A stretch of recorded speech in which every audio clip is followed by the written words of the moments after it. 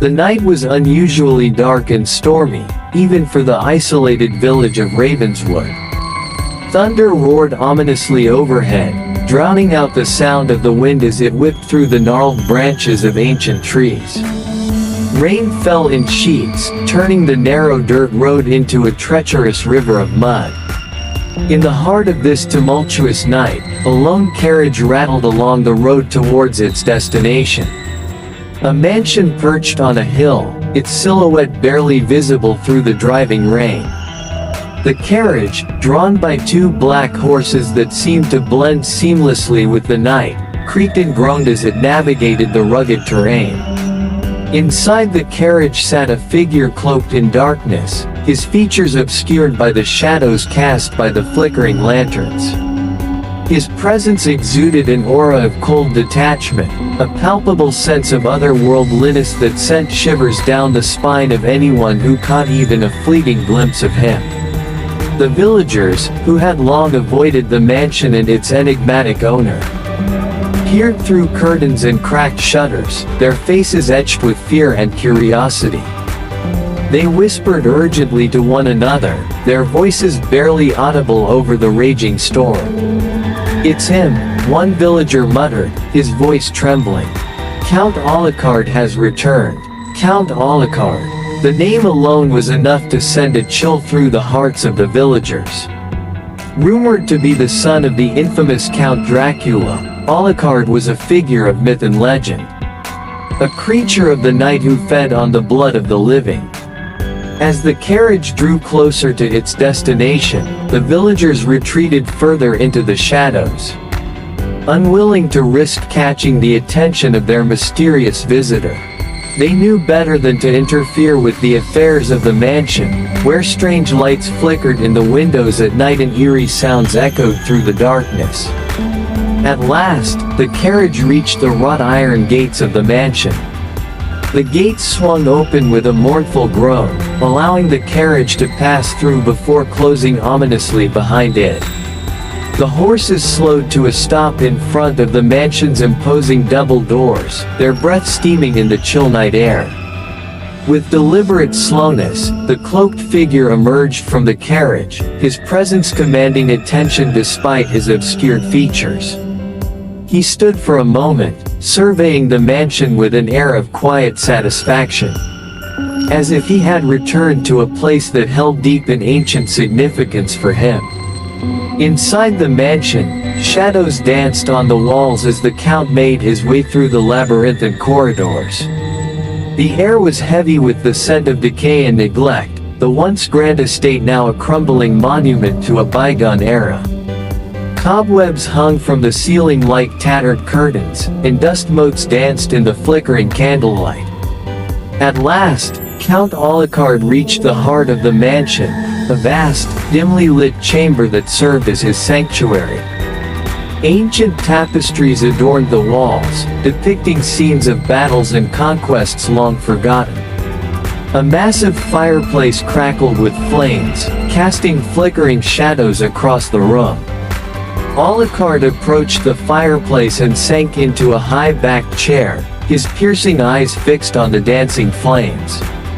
His mind wandered back to the events that had led him here, to this remote corner of the world where he could conceal himself from those who sought to destroy him. He had come in search of answers to questions that had haunted him for centuries. The legends spoke of a hidden power, a dark secret that lay buried within the very walls of the mansion. It was a power that could grant him immortality, that could make him more than a mere creature of the night. But as he sat in the flickering firelight, Alucard sensed that he was not alone in the mansion. There were whispers in the shadows, fleeting glimpses of movement out of the corner of his eye. Someone, or something, was watching him, waiting in the darkness. A chill ran down Alucard's spine as he realized that he had stumbled into a web of intrigue far more complex than he had anticipated. The mansion held secrets darker and more dangerous than he could have imagined, and he was determined to uncover them, no matter the cost. Outside, The storm raged on, its fury echoing the turmoil within Alucard's own heart. He had come to the mansion seeking power and knowledge, but now he found himself drawn into a deadly game of cat and mouse. A game where the stakes were nothing less than his own immortal soul. As the hours passed and the storm finally began to subside, Alucard remained seated by the fire, his mind racing with possibilities. Somewhere in the depths of the mansion, the answers he sought lay hidden, waiting to be discovered. Little did he know that his arrival had set into motion a chain of events that would awaken ancient horrors and unleash forces beyond his control. The House of Dracula held many secrets, and as Count Alucard would soon discover, some doors were never meant to be opened.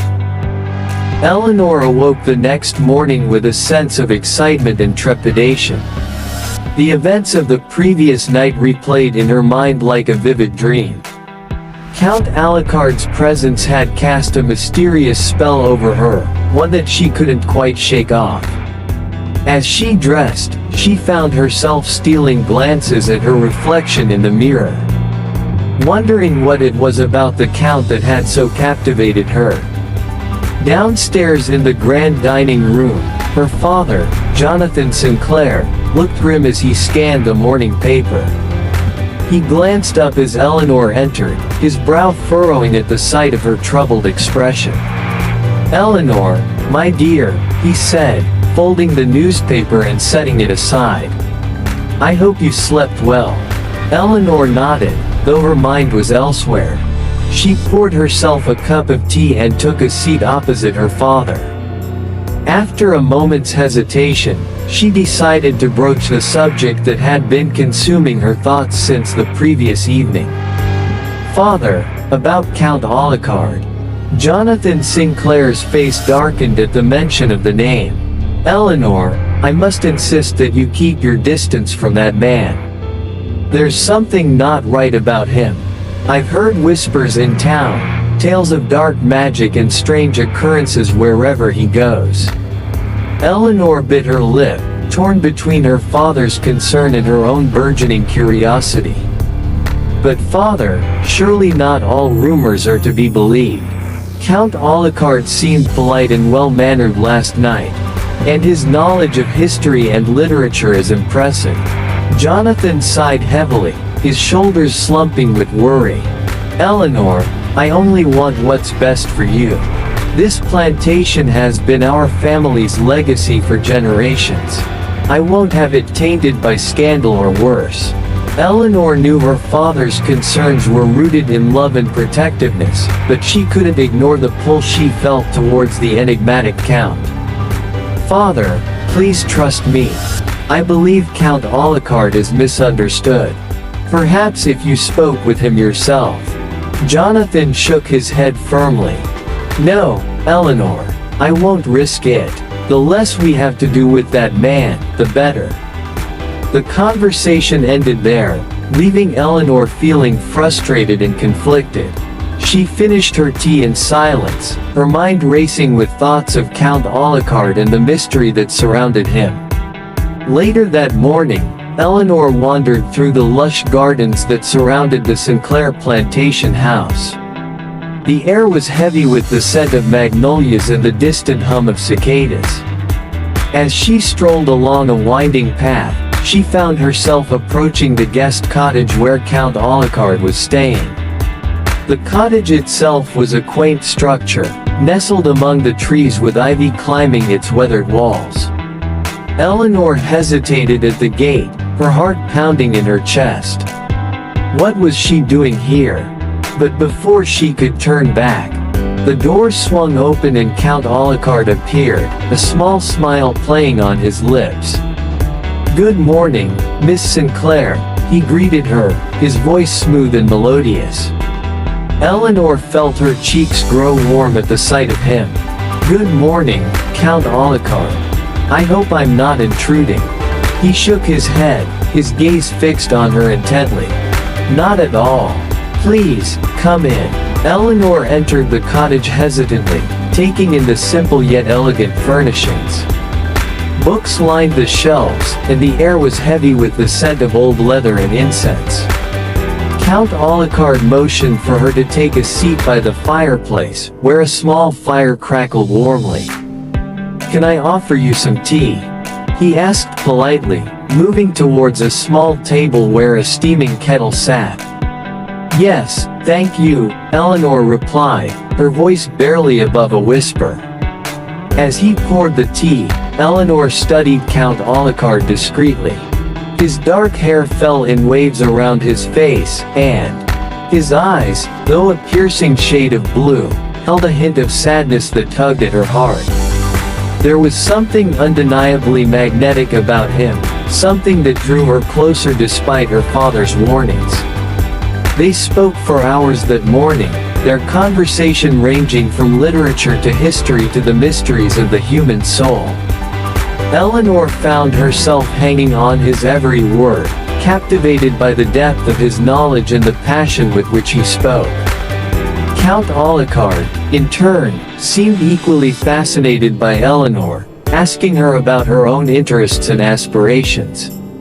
As the sun began to sink below the horizon, casting long shadows across the garden, Eleanor reluctantly rose to her feet.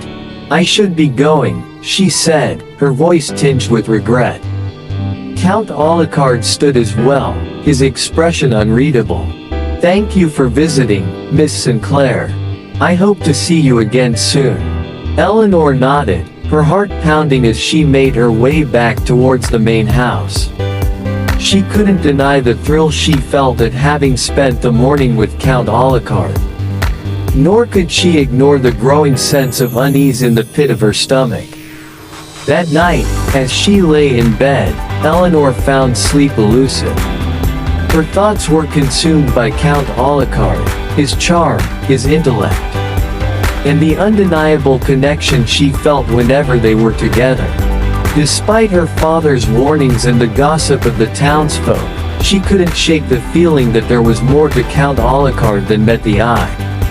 Little did Eleanor know, her fascination with Count Alucard would soon plunge her into a world of darkness and intrigue, where secrets long buried would come to light and where love and danger would become inseparably entwined.